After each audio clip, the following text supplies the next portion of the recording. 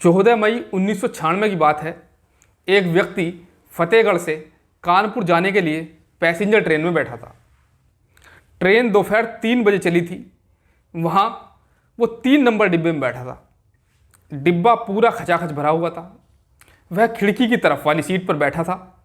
शाम को 6 बजे ट्रेन कानपुर से रावतपुर स्टेशन पर रुकी। ज़्यादातर सवारियाँ उतर गईं। डिब्बे में अब 4-5 लोग बचे थे। यहाँ से 3 लोग ट्रेन में चढ़े और वो उस व्यक्ति की बगल वाली सीट पर बैठ गए। उनमें से एक आदमी ने तड़ातड़ गोलियां चलानी शुरू कर दी। एक ने तो उस आदमी की कनपट्टी पर सटाकर गोली मारी।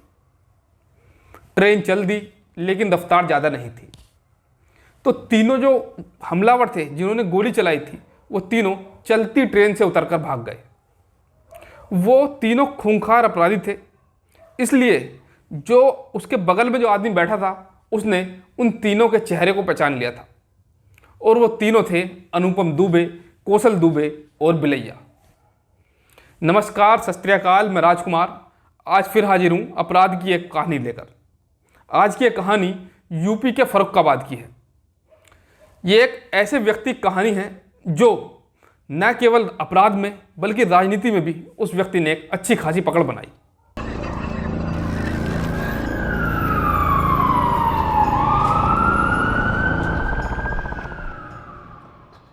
ये बात 1995 की है।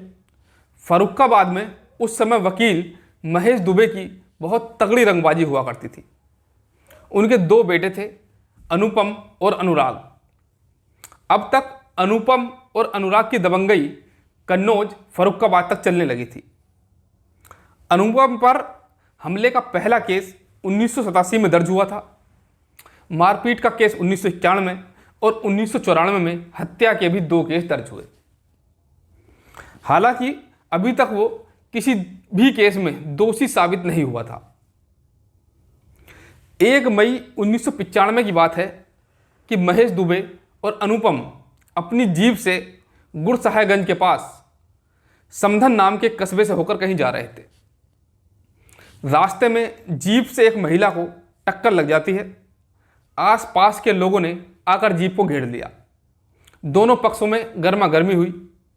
महेश दुबे ने कथित तौर पर हवाई फायरिंग कर दी, जिससे वहाँ पर जो भीड़ थी वो बहुत गुस्सा हो गई और मार पिटाई पर उतारू हो गए, जिसमें अनुपम घायल हो गए और महेश दुबे को गंभीर चोटें आईं, जिसके बाद उन्हें अस्पताल में भर्ती कराया गया, परंतु वहाँ उनकी मौत हो गई।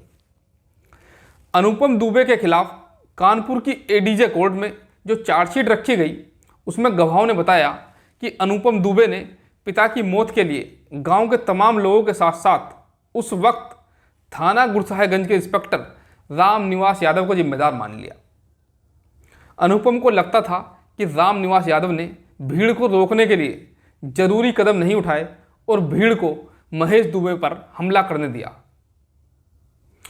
कुछ दिन बाद अखबारों में एक खबर निकली कि कानपुर के पास एक ट्रेन में राम निवास की गोली मारकर हत्या कर दी गई। जी हाँ, ये वही राम निवास थे जो उस समय उस थाने में इंस्पेक्टर थे और जिनकी हत्या ट्रेन में की गई थी। राम निवास की पोस्टमार्टम रिपोर्ट में जो सामने आया वो बहुत चौंकाने वाला था।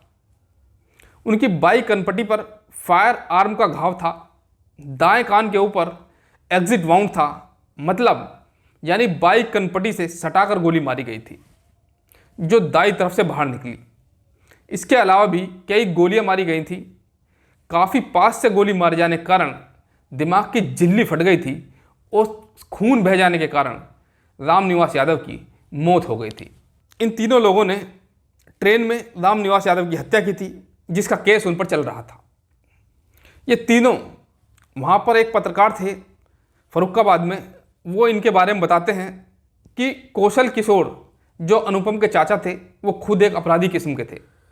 2003 में एक गैंगवार में वो मारे गए थे। नेम कुमार बिलैया भी एक खूंखार अपराधी था। एक समय पूरे उत्तर प्रदेश में उसका खौफ बढ़ता जा रहा था। 1994 में फर्रुखाबाद के जिला पत्रकार परिषद अध्यक्ष कर्ण सिंह की कानपुर में गोली मारकर हत्या कर दी गई थी। यह उस समय का बड़ा चर्चित हत्याकांड था। कर्ण सिंह को जब बिलैया ने गोली मारी थी तब भी उसके साथ महेश दुबे और अनुपम दुबे थे।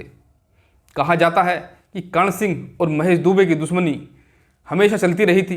इसी दुश्मनी में महेश दुबे ने बिलैया से कहकर कर्ण सिंह की हत्या करवा दी थी। इस तरह इन पर हत्या के अनगिनत मामले दर्ज हो चुके थे। इनकी दबंगई जिले में पूरी तरह कायम हो चुकी थी। इसके बाद फिर अनुपम ने राजनीति में हाथ भी आजमाया। शुरुआत उन्होंने बसपा से की, नगर पालिका का चुनाव लड़ा लेकिन हार गया। इसके बाद निर्दलीय विधायिका का चुनाव सदर सीट से लड़ा, करीब 14,000 वोट मिले और वो यह चुनाव भी हार गया। लेकिन अनुपम नहीं रुका। इस बार उसने हरदोई से विधानसभा का चुनाव बसपा के टिकट पर लड़ा। इस चुनाव में लगभग उसे 60,000 वोट मिले। हालांकि जीत उसे फिर भी नसीब नहीं हुई, लेकिन वो अपने भाई को अमित दुबे को मोहम्मदाबाद का ब्लॉक प्रमुख बनवाने में कामयाब रहा। वैसे अनुपम दुबे एक पढ़ा लिखा आदमी था, BA LLB किया हुआ था, लेकिन फितरत से अपराधी था।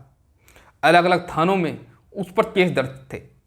हत्या, हत्या के प्रयास, अपहरण, फिरौती, जमीन पर कब्जा जैसे अनगिनत केस अनुपम के ऊपर थे। अनुपम के पास करोड़ों की प्रॉपर्टी उसने अपराध की दुनिया से इकट्ठी कर ली थी।